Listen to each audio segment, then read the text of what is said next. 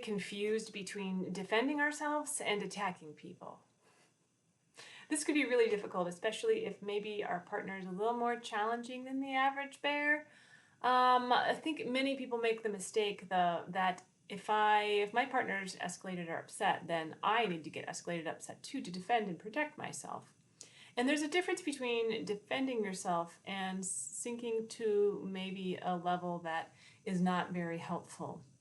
So this has to do with some of the other videos that I talked about on how to mitigate conflict, but this is kind of another level, and it's particularly probably beneficial for those of you who have partners who have maybe a severe trauma history or have stronger personalities or are just a little more difficult to feel safe and secure, or are just sometimes appear to not be all that capable of dealing with their emotions very well.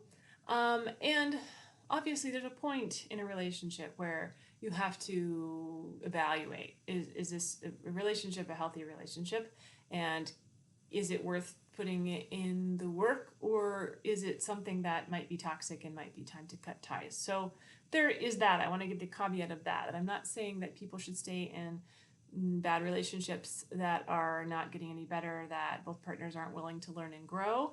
However, it is, I have found, helpful in relationships if one partner in particular is a little more challenging than the other or has a little more trauma history than the other, that it is and can be possible, not always, but it's sometimes possible that if the partner who has healthier coping skills or maybe isn't quite as emotionally activated as quickly or easily can help mitigate some of that conflict for the other person.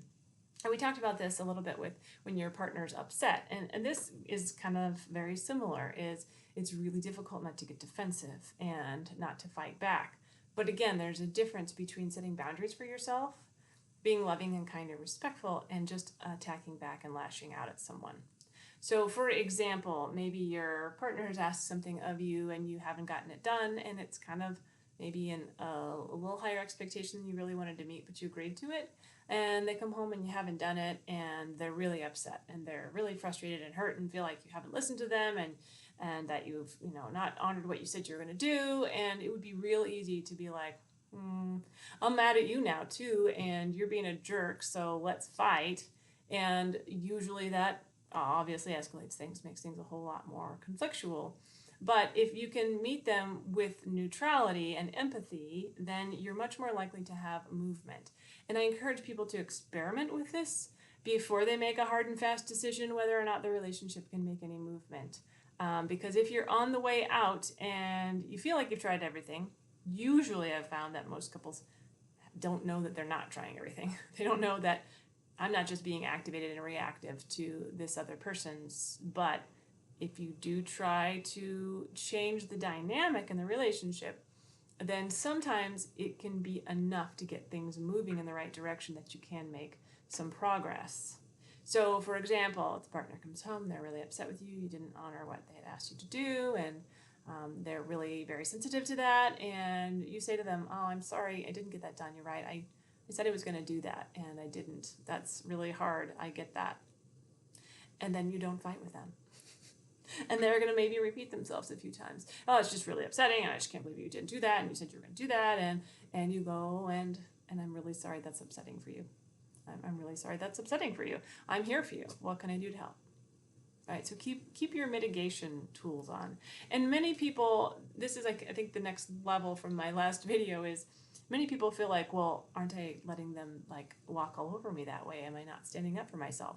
And usually with people who are not great at coping with their emotions, they're going to get more dramatic and behave worse, and it's not going to progress the relationship in any positive way if you escalate also. So by meeting them at that emotional intensity level, you're not helping yourself, you're not defending yourself, you are just becoming equally toxic with each other, which just makes things way more stressful. So just being aware how you're being impacted by that and reacting in a neutral way can help shift that dynamic. Not always. Sometimes people do have too much trauma in their past, or they're unwilling to do the work that it takes to move forward in a positive way, or they're unable to hook from that toxic dynamic, and you go at them and you're neutral and you're kind and you're receptive, and they're still escalated and there's nothing that you can do to kind of help mitigate that. So there are those situations where it's not gonna make movement, and you do need to be cautious of that, and you do need to make sure that you're taking care of yourself. That self-care is hugely important. And it's difficult not to lose yourself in these relationships when your partner is really a lot more emotionally intense than you are.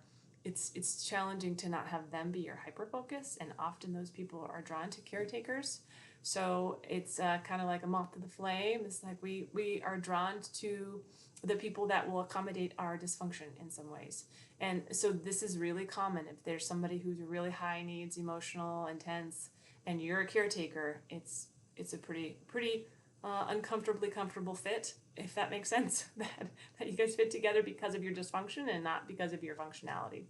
So if you can't shift that dynamic, if the dynamic stays that way, that you always have to be the caretaker and your partner's always going to be the one with a problem or challenge, then that's not going to work. You have to have some way to kind of even the playing field and make things mitigated. But it's possible that you can change the dynamic just by your approach and your lack of engagement in conflict.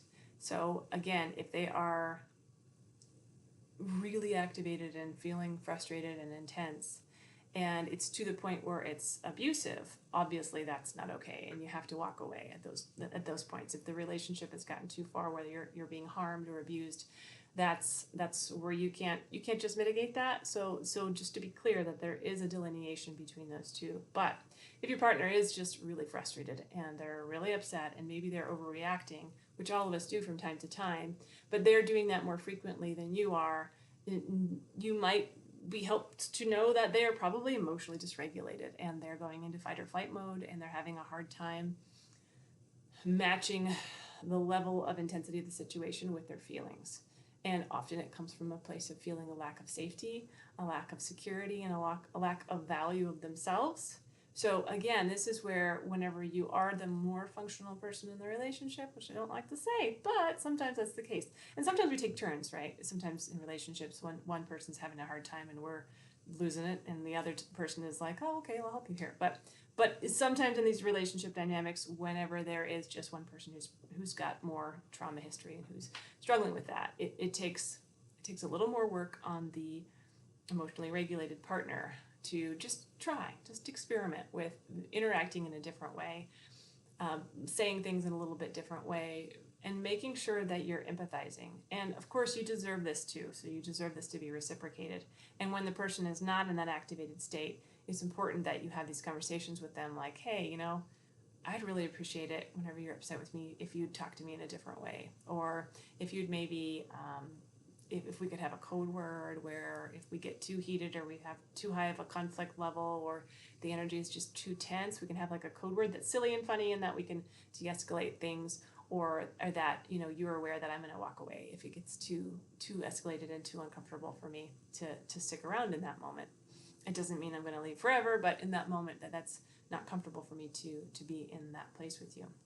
So it doesn't mean you're just ignoring the behavior. It doesn't mean that you're willing to just tolerate somebody being upset with you all the time. That's not what this is about. It's about evaluating whether or not you can make a difference in that dynamic. Because in most couples, the dynamic is mutual. There's both people who are contributing in some way, even if it's one person enabling the other person, or one person not saying enough, or one person not setting boundaries, or one person who is the more conflictual one, right? So, but there takes two people to participate in the conflict, and it's a lot of times that stuckness in that dynamic, that loop that people get stuck in, that keeps us from making progress. It keeps us from growing and healing, and it puts us in digging our heels in place where we're like, well, you can't talk to me like that, so I'm gonna talk to you like a total jerk also, and then it just blows things up. So escalating the situation obviously is never ever going to make it better, but it might be able to make a dent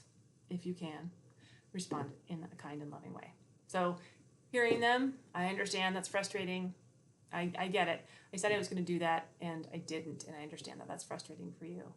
And I am going to do it. I just didn't get a chance to do it today. It's okay to say, right? You add that at the end. But first, you have to preface things with empathy and understanding, because if you're just defending yourself, it doesn't feel like they're being heard, right? You're just like, well, I had too much to do today, so I'm not going to get that done. And then you get mad at them because they came at you in kind of a harsh way, and then that loop just continues. So get yourself out of the loop.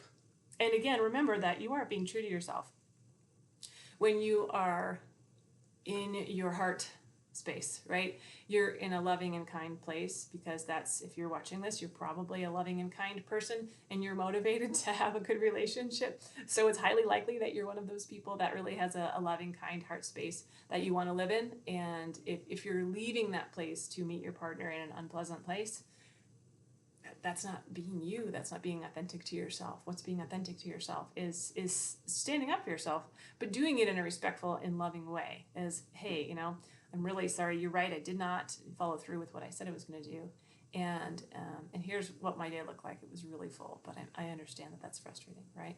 And then later on, you can, if you have to include it all in the same conversation, I totally get it. It's hard to not throw that in there.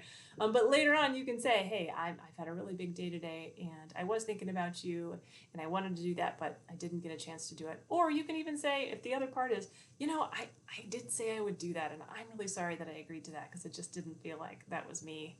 And I'm wondering if we can come up with something else that might feel like it would fit better for me and be good for you also. So again, negotiating, having those conversations in a clear, calm, loving way, respecting each other's boundaries. And it's essential that you take breaks if you get to a place where you're having conflict and you're going in circles. What happens is we get to this place in our brains, which I call it code red, and you just can't communicate anymore. It's like you're an animal brain, and your animal brain is arguing with the other animal brain, and you're not going to actually hear and be able to validate each other. You're just going to be upset.